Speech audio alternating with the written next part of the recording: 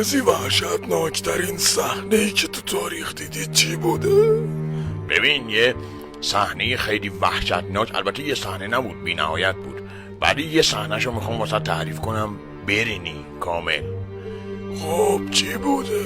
ببین یه پادشاه ایرانی بود، همه مردم ازش حساب میبردن، یعنی تمام دنیا از این میترسیدن، انقدر که این وحشتناک بود. خب تعریف کن. ببین این یه سری سگ شکاری داشت، تربیت کرده بود فقط آدما رو میگرفتن.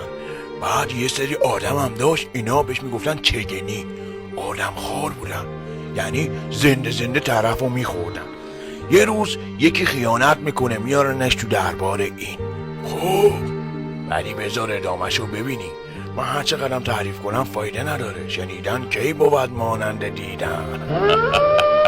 من شاه عباس صفوی، ما علاقه‌ای به خیانتکاران نداریم.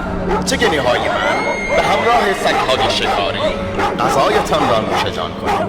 وزیر اعظم چرا در چشمانت را گرفتی؟ باید ببینی ما با خیانتکار چه می‌کنیم. چشمانت را باز کن وزیر، چشمانش را از حدقه در آوری تا بداند، باید ببیند شاه عباس با خیانتکار چه می کند.